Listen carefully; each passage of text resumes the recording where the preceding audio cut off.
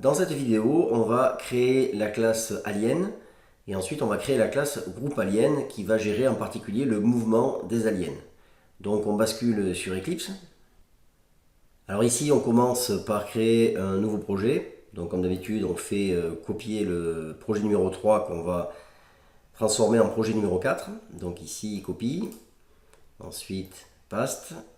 Ici on le renomme. Donc 4 et ici on va mettre alien et groupement d'aliens.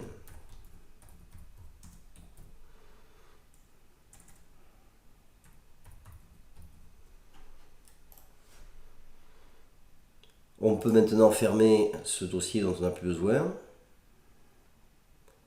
Alors première chose à faire, c'est ici rajouter des images correspondant aux aliens. Donc je rappelle que vous avez le lien dans les vidéos évidemment. Donc je vais commencer par aller les chercher et les coller dans le dossier images.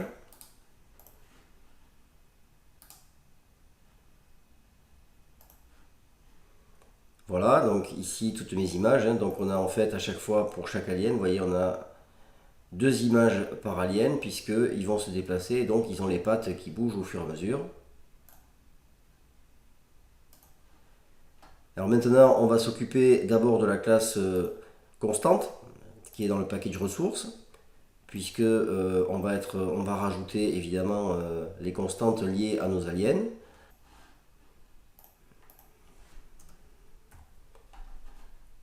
Donc voilà ici ce qu'on a. Donc on a une nouvelle partie alien. Alors il y a évidemment les dimensions de l'alien avec sa largeur, sa hauteur.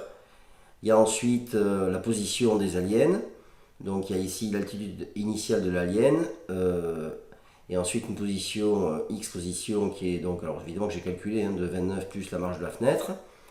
Et ensuite j'ai l'écart entre les différentes lignes sur lesquelles il y a des aliens et l'écart entre les différentes colonnes puisqu'on va avoir un tableau d'aliens qui va être un tableau en ligne-colonne à deux dimensions. Et enfin on a le déplacement des aliens évidemment puisque ces aliens vont se déplacer horizontalement et verticalement. Donc on a besoin d'un DX alien et d'un DY alien. Voilà, donc maintenant on va créer la classe alien à proprement parler.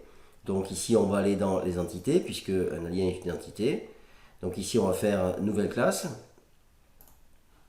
Et ici on va créer la classe qu'on appelle alien. Donc cette classe est relativement proche de la classe vaisseau. C'est le même genre de choses, c'est-à-dire qu'on va avoir, donc ici je l'ai déjà préparé. Donc voilà ma classe en question. Donc classe alien qui hérite de la classe entité, puisque un alien est une entité. Donc on a déjà tout un tas de variables qui sont définies dans la classe entité. C'est pour ça ici pour l'instant je n'ai pas de variable. Et ensuite on a besoin d'un constructeur. Alors ici on n'aura pas un constructeur par défaut, on aura un constructeur d'initialisation, puisque vous voyez qu'ici on a des paramètres qu'on va demander au moment où on va créer un alien. Quels sont ces paramètres? Sa position en X, sa position en Y. Et ensuite deux images qui correspondent aux images de l'alien, puisqu'on a trois types d'aliens différents. Ensuite, ici, on initialise évidemment les variables. Donc toutes ces variables précédées du préfixe super correspondent à des variables définies dans la classe entité, donc dans la classe mère. Donc la position, qui sera définie xpos, ypos, c'est ce qu'on a ici, xpos, ypos. Ensuite, on a largeur, hauteur qui sont définies dans notre classe constante ici. Voilà, largeur, hauteur qui sont ici. Ensuite, le déplacement de l'alien, au départ, on le met à 0. Ensuite, les images. Donc, on a des adresses des images qui seront stockées dans str-image1, str-image2. Et ici, on a str-image3 qui est initialisé ici. Alors, ces deux-là vont être rentrés ici à la création de l'alien. Et la dernière, qui est la même pour tous les aliens, eh bien, j'ai mis ici directement en dur le chemin pour aller chercher cette image. Et enfin, comme d'habitude, on a ce qui va permettre de charger l'image, c'est-à-dire l'image icône et l'image à proprement parler ici qui vont aller chercher donc l'image dans le dossier image et le charger à l'écran. Alors une fois qu'on a créé notre classe alien, on ne va pas directement mettre des aliens dans la scène. On va d'abord passer par une classe intermédiaire qui est la classe groupe alien qui va nous permettre d'afficher ensuite tous les aliens d'un coup. Donc pour ça on va créer une nouvelle classe, toujours ici dans entité. Et cette classe, on va l'appeler groupe alien, donc nouvelle classe.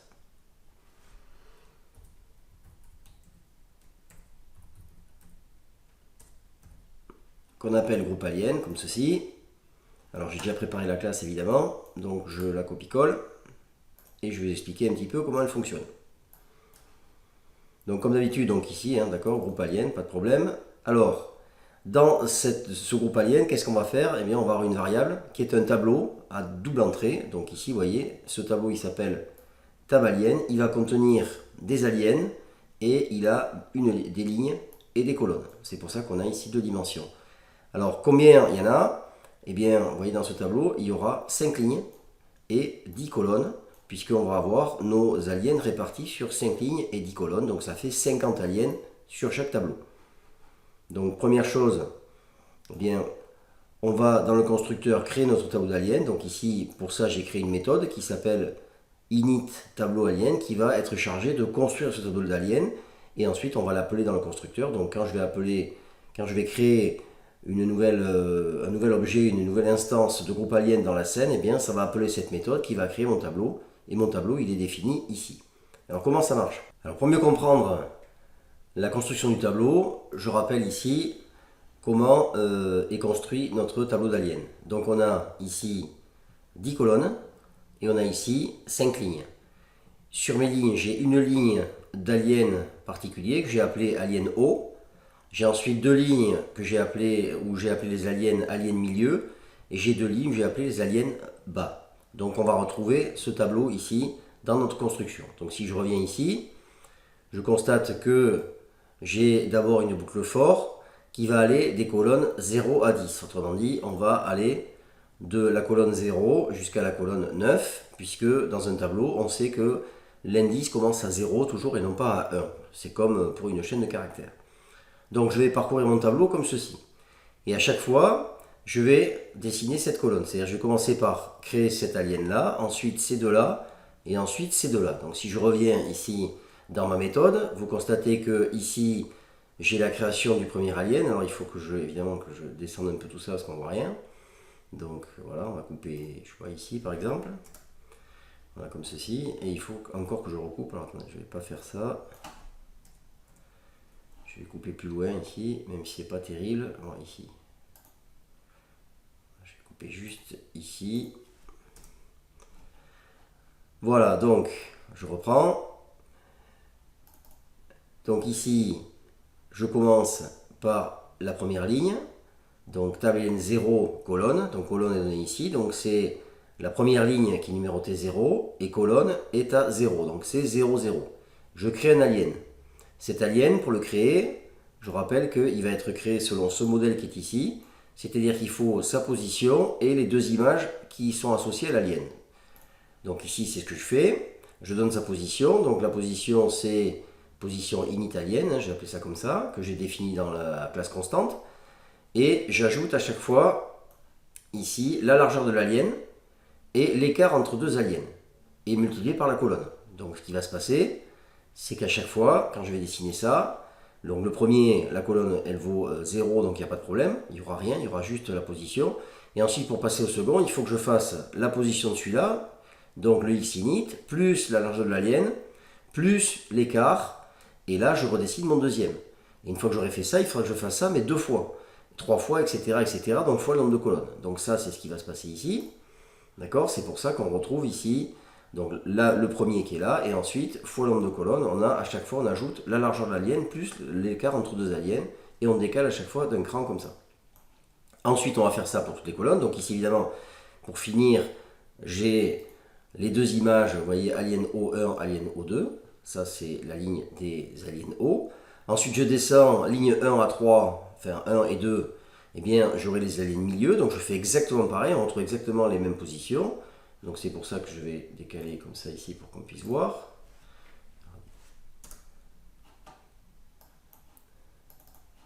Voilà, donc ici, ligne 1, ligne 1 et 2. Donc, toujours pareil, table alien, ligne, donc ils vont prendre 1 et 2 ici. Et ensuite, la colonne, c'est toujours la même, donc ça va commencer à 0 jusqu'à 9. Là, on va créer notre nouvel alien, donc avec sa position en X, sa position en Y. Et ensuite, alors là, vous voyez qu'on retrouve en plus ici le décalage vertical. Là, on n'avait pas de décalage vertical, on avait juste ici constante. Ça, c'est la première ligne, donc on a juste ça. Et ensuite, évidemment, ici, quand on va passer à la ligne suivante, eh bien il faut rajouter de la même façon, il faut tenir compte du fait qu'il y a la hauteur de l'alien à enlever, plus l'écart entre les aliens à chaque fois, et en descendant jusqu'en bas. Donc c'est pour ça qu'on va avoir ce coefficient qui va s'appliquer ici, coefficient multiplicatif sur la hauteur des aliens, enfin sur l'altitude ici, voilà, qu'on retrouve ici, hein, constante à ligne plus constante fois nombre de lignes. Et ensuite à chaque fois l'image 1 et l'image 2 des aliens, et on a exactement la même chose. Donc pour les deux dernières lignes, les aliens du bas, donc même chose, je vais ici couper pour qu'on voit, voilà. Comme ça, vous pouvez recopier tout ça. Donc, les deux dernières lignes avec mes aliens du bas. Donc voilà, en fait, la création de mon tableau d'aliens, ce que j'ai appelé init tableau alien, puisque c'est le tableau initial qui va être ensuite modifié au fur et à mesure qu'on va tirer dessus. Forcément, des aliens qui vont disparaître et donc qui ne seront plus là. Donc voilà pour ça. Ensuite, une fois qu'on a créé notre tableau, qu'est-ce qu'on va faire? Eh bien, ce tableau, il va falloir, enfin, c'est le groupe d'aliens, il va falloir l'instancier dans la classe scène. Donc ici, je réouvre ça, je vais dans ma classe scène, ici, et je vais créer une instance de groupe alien, donc ici, donc public, groupe alien. Alors je vais l'appeler groupe alien, égale new.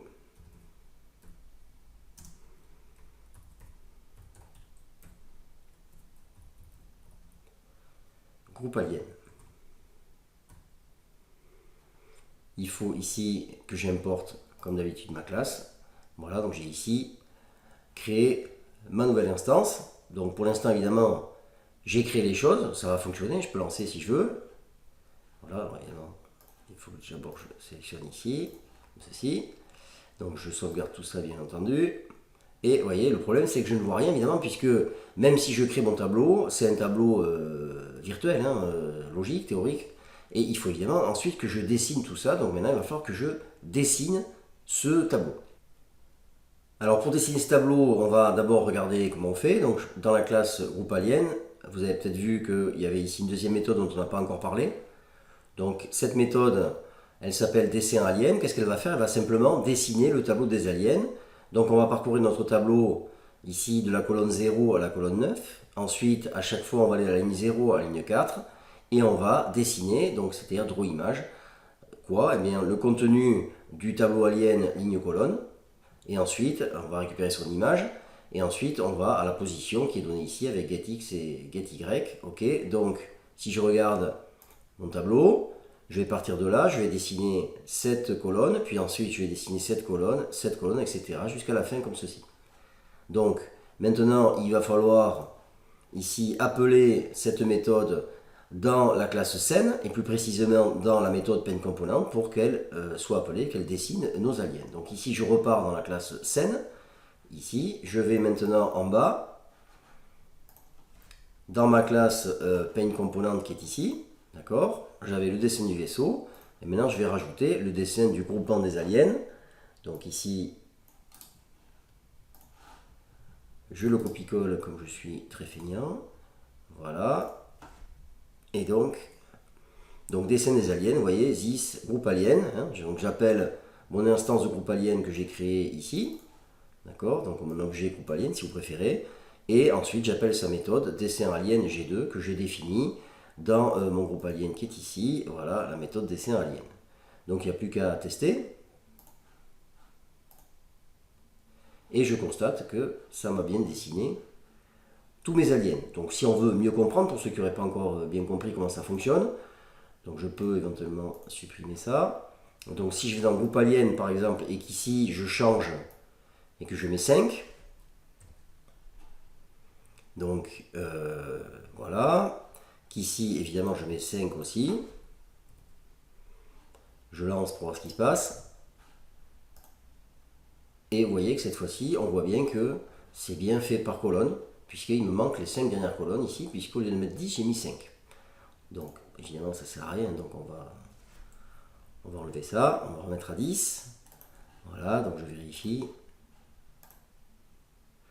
Voilà, donc on a notre vaisseau qui bouge, hein, toujours, ça ne va pas changer.